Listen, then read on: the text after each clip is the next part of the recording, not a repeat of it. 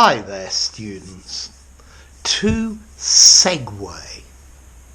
Yes, listen to the pronunciation again. To segue.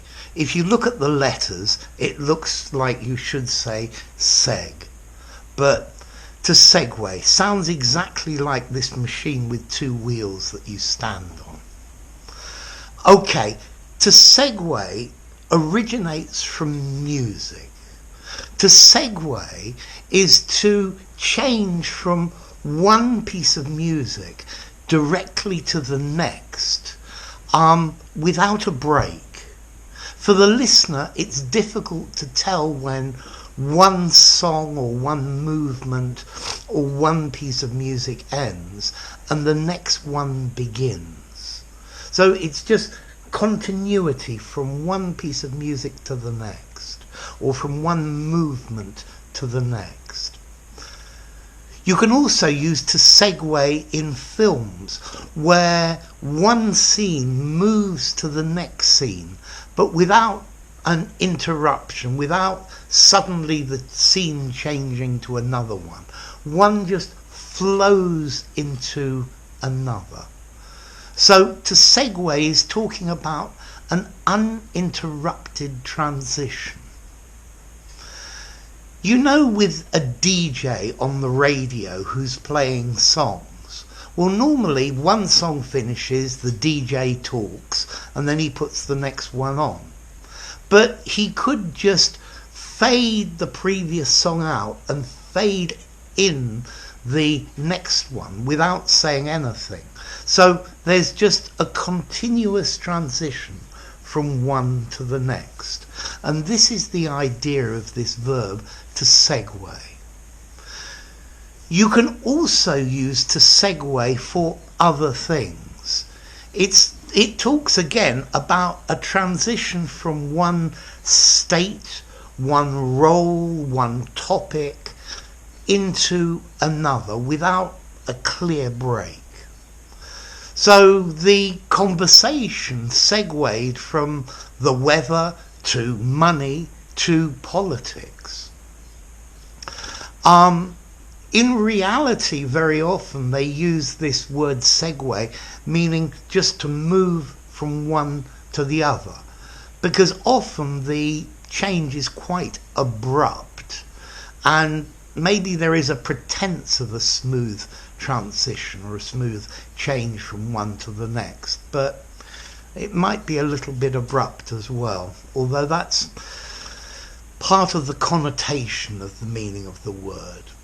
So some more examples.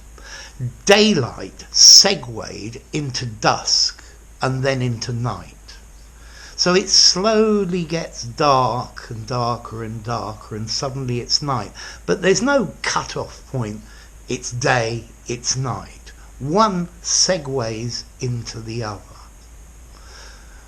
If I'm giving class and I have various different topics that I want to cover, maybe I'll try and segue from one topic into the next. So with the first topic, I could give an example of that using an example of the next one, of the next topic. And like that, I can segue into a new topic. So you can use this to talk about a role, a state, a condition. Yeah? It's continuity. So he segued from the role of departmental manager to becoming the CEO of the company. Yeah?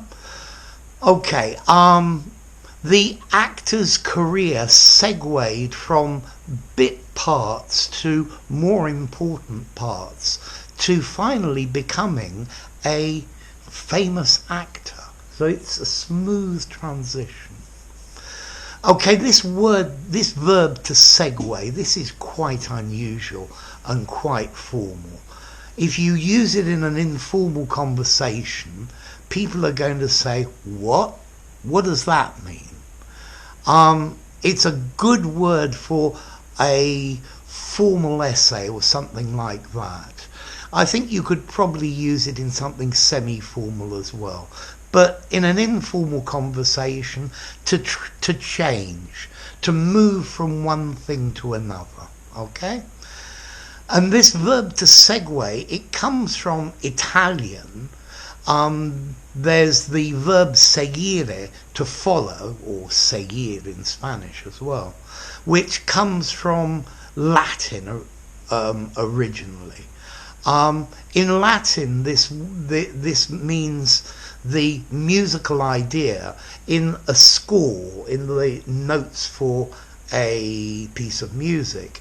It can tell you to segue into the next movement, into the next passage of music. So just to continue without a break, without a stop, to continue directly. Notice as well, to segue is a regular verb. It's segued from one topic to another. They have segued onto a new topic. Okay? So remember, this is quite a formal word. It's an unusual word. If you use it when you're speaking, you're going to have to explain it. And it means a smooth transition from one thing to the next. So there you go. If you enjoyed the video, give it a rating, subscribe to my channel, and I'll see you soon. Bye for now. To Segue.